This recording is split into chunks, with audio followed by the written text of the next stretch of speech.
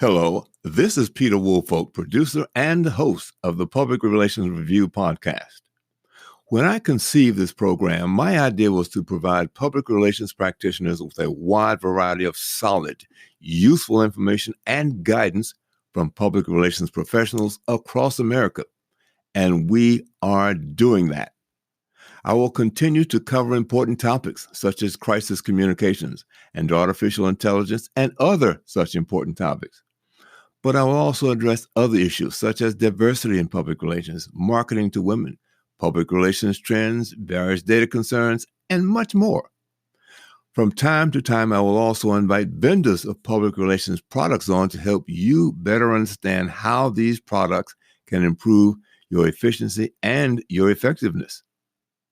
You will learn a lot from our podcast, so thank you for listening, and please inform your colleagues about the Public Relations Review podcast and continue listening. Thank you so very much. Welcome. This is the Public Relations Review podcast, a program to discuss the many facets of public relations with seasoned professionals, educators, authors, and others. Now, here is your host, Peter Woolfolk. Hello, and welcome to another episode of the Public Relations Review. Today, our topic will address some of the public relations trends for 2019. My guest today is the Public Relations Director for Media Frenzy Global. They have offices both in London, England, and Atlanta, Georgia. So today, I'm welcoming Nikkia Adolphe. Thank you for joining us today. Thank you so much, Peter, for having me. It's great to be here. It's great to join you. Thank you. Now, you recently wrote an article identifying 4 trends you believe public relations professionals should have a firm grasp of. So would you identify, one, what those trends are, and then why they're important for public relations professionals? Well, yeah, first and foremost, I think it's important for PR professionals to really kind of take heed to what we're seeing as it relates to the digital age. When I graduated college a little over a decade ago, a lot of things were a lot different than how they are today. So I think that it's really important for those PR professionals just to kind of understand the trends that are going on and really know that, what we sort of learned or been accustomed to in the past is not as practical as it is in today's age. And that also requires us to kind of adopt more of a better skill set to really understand, where the digital media landscape is going, what businesses and what companies are needed to, what they need in their PR and marketing efforts to kind of go to the next level. And just understanding that with PR shrinking. And so it's really requiring us to have a completely different mindset in the way that we go about just our day-to-day and just the way that we practice on a day-to-day. Well, one of the things you mentioned, of course, is the quick growth of storytelling. So go into a bit more detail about why that's so important. Well, storytelling, traditionally we're sort of trained to tell stories by way of, words and that sort of, model. But I think with storytelling, I think it's important for us to really take a deeper level and really start to expand our skill sets beyond the written word. So really, that kind of requires us to sharpen our craft with that, where we can actually really look at those brands that really, the audiences that crave that authenticity out of those brands, and really driving how the brands will approach that content. So in part of storytelling, we're starting to see virtual reality, augmented reality, those different things that are sort of popping up that can be fused into the storytelling in a different way. It's just giving a deeper and more emotional connection to the way that we as PR professionals really kind of go after or really tell those stories. So, you have the VR 360 program that the Online News Association has, where you're able to really kind kind of go in the lens of a digital journalist and be able to tell those stories in different ways that's more visual and has that visual element to it. So I think as part of that, it's important for PR professionals to kind of take heed to some of those different, programs and resources that are out there to where you can tell those stories in a different way. One of the things in your article that really caught my attention was the fact that your firm had developed the holographic press release. Tell us a bit about that. So we actually, partnered with one of our partners, Kathy Hackle, and you are here, to really form, again, as you said, the holographic press release, which was an augmented version of, where you can actually, tap into Snapchat or your Instagram stories and literally pull up a visual element of someone speaking to you and actually sharing, news of a recent update or of a brand. So, the holographic press release, we actually, it was actually launched at PRSA last year. And, it just, again, going back to taking the narrative to the next level, getting creative, that's really the sort of thinking behind the holographic press release, to be able to really tell those stories in a more immersive way, aside of, again, with the written press release, which the first written press release was actually disseminated back in 1905, 1906. So oh my goodness. More than a century ago, yes. And it's surprising that you would think as much as marketing has transcended and shifted and transformed, that PR would do the same. And the truth is that, we're in an industry that's really slow to transform. So the holographic press release is really intended to really change that mindset and think about ways where we're kind of taking that digital storytelling to the next level. I can certainly appreciate that. My question right now is, if someone receives a holographic press release, will it require any special equipment or adaptation to a computer or to a tablet to be able to see it? Not at all. You literally pull it up through your Snapchat. If you have a Snapchat, there's an actual filter that's available where you can literally pull up the holographic press release and try it out. So it's available through Snapchat, your iPhone or Android. It's also available through your Instagram stories, where you have the capability of utilizing it through, it is location based. So yeah, it's definitely something that, in terms of a user perspective, it's easy to kind of use that immediately and not have to have any additional equipment or resources to take advantage of it. So it's really great, really cool. Well, it sounds great. I'm wondering also, does it show well, let's say, on television? Because holographic obviously is a visual medium. Does it translate easily to television exposure? Well, we haven't scratched that surface yet, so to be continued. Okay. This really sounds exciting, and I'd actually like to have a chance to see that myself. But one of the other things you also mentioned in your article was that public relations professionals need to expand their skill sets. So a little bit about that. Yeah, I think, again, going back to the idea that, the reality is that PR is shrinking, and you have, other advents like social media that's really started to take a life of its own, and other forms of marketing where everything is starting to merge together. Mm-hmm. So what you're seeing is that the stories that we're telling to the media, are going to they're going to resonate in some sort of a way across social media channels, as well as marketing. Everything sort of has to it has to be some sort of fluidity, and those stories have to mirror. So, when we're talking about expanding the skill sets, I think that what I like to kind of think about is the PESO model. And the PESO model is really kind of thinking beyond that traditional PR practice and really forcing PR professionals to think in other related roles, like a digital marketer, like a social media manager, like a social media strategist, And the PACE model takes on 4 types of media. That's paid, earned, shared, and owned, that's the acronym what it stands for. And really just blending those together. When you talk about paid, it doesn't have to refer to, a big budget commercial or, really super creative print ad.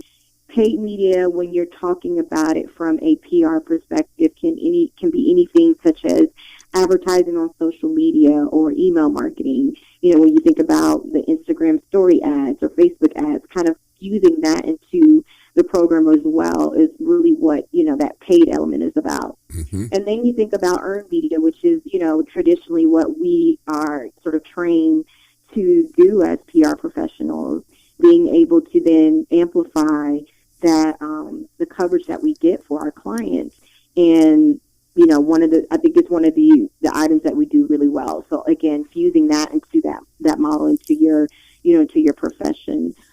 The shared model kind of really goes back to the social media element, or that, that owned curated content, which, we know that is always evolving. We start to see a lot of companies like Wendy's, they utilize Twitter as really their one of their core source of communications. So that's, that shared piece is really about building a trusted community and then also creating that engagement that goes with it, because you can't have a great following and not have engagement. Engagement is Mm-hmm. is the key to really growing and starting a conversation. And then the owned media, that's just content that you own, that you curate. It lives on your website, it lives on your blog. You control that message, and you tell that story in a way that you want it to be told. So you own that. So that can be, again, anything that relates to maybe, an opinion piece or a thought piece is something that's owned. And you can repurpose that for SEO purposes to, to enhance your clients' following, site traffic.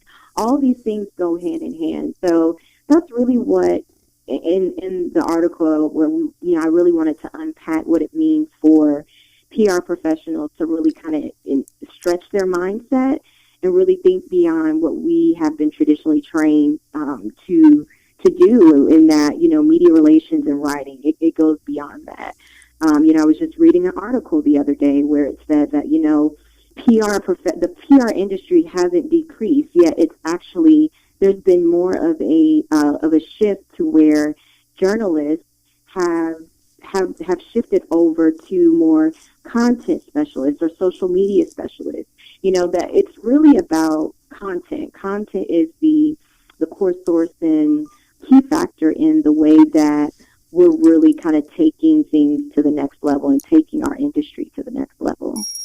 It's interesting that you mentioned storytelling, because when you look on the contact section for some newspapers, the way they're labeling the reporters, they used to be labeled as reporters, but they're storytellers now, or they've got a lot Mm-hmm. of different labels that it does not allow you to pigeonhole them. In other words, there used to be either an educational reporter or a finance reporter or whatever it happened to be, but it's that labeling now has pretty much obscured what they really cover.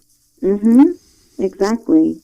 And, again, it goes beyond just the, being a journalist and getting the facts. It's really about, how are you using other channels and Mm-hmm. really building conversations on other channels like, social media and email marketing, that content piece.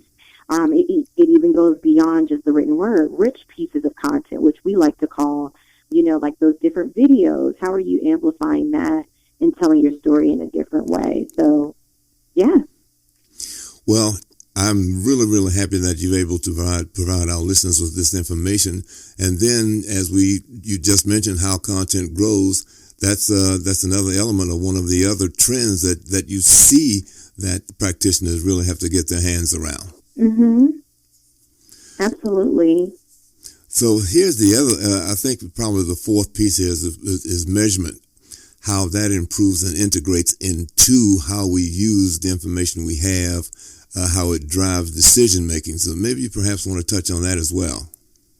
Absolutely. I mean, I think in the PR industry, we have long, been challenged with proving the impact that PR really makes to a brand's bottom line. It's always been a challenge. I mean, I've worked across many both agency and corporate environments, and it's always something where ROI is really hard to, it's really hard to really get that core answer and what our ROI is. And so now, we have so much more access to information through these digital channels. And because of that, transparency is like critical. It's critical for, the clients that you work with, companies. They are always going to, have some sort of touch points or access to information that really requires you as a PR professional to be transparent. So, we see clients want a deeper understanding of their ROI, why they, not necessarily the what, but why, why this impacts them. And so it's really important to understand, one, the KPIs, those key performance indicators that really matters most to your clients, and that, that will vary according to, a company or a brand and what their goals are. But then you also want to make sure that you utilize some intuitive tools out there to be able to access those different metrics. One of the things that we at Media Frenzy have been putting together, we've recently launched, is our PR and health brand scores. And what that does is that actually measures the overall wellness of a company's PR or marketing efforts. So we look at your brand share of voice and how you compare and stack up to several of your competitors in the industry.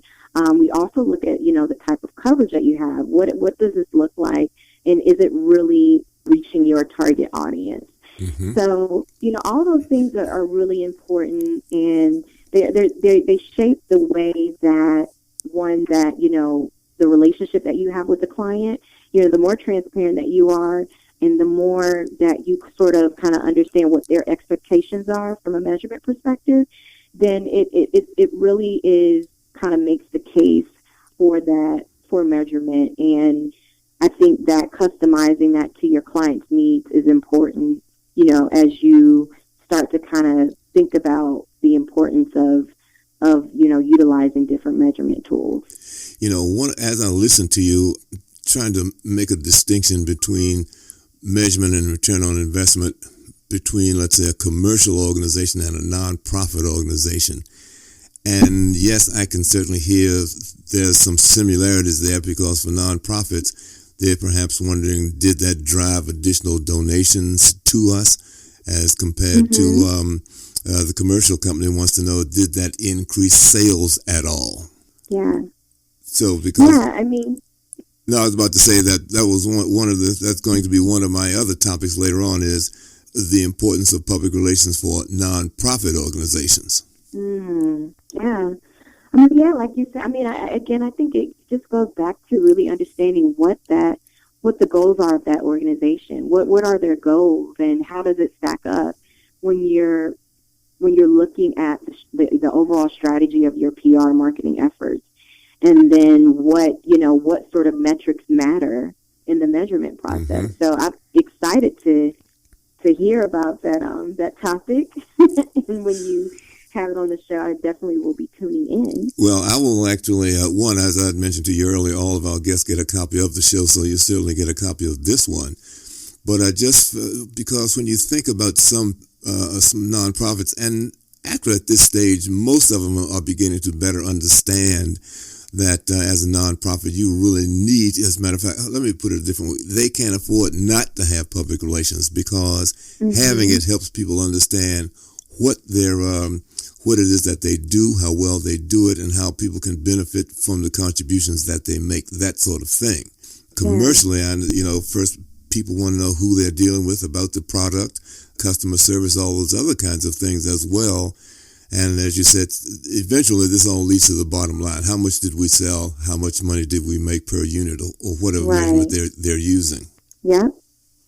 I mean, again, I think that it's a regardless, nonprofit, for profit, it's a noisy marketplace, very competitive, and you have to be able to stand out. Mm-hmm. And a part of standing out requires you to hone in on, have a unique voice, be able to tell that voice in a very clear way, and having PR agency to help do that for you. So totally agree with you. Well, let me say this. You have really provided us with some very, very fascinating information. I am certainly happy that you have been able to join us, or were able to join us today for the Public Relations Review. And I am going to be very, very pleased to get this up on our multiple platforms, probably in the next few days. And I really appreciate your taking the time to join us today. Thank you so much. It's been a pleasure. Would love to come back anytime, Peter. But yes, thank you so much. I had a great time chatting about, the trends that we need to sort of take advantage of, and hope that I can be of assistance to anyone as they start to kind of navigate how to expand their skill set. So. And Nikkia, thank you so much for joining us today. We've really appreciated your insights. And to all of our listeners, thank you for listening. And please join us again for our next edition of Public Relations Review.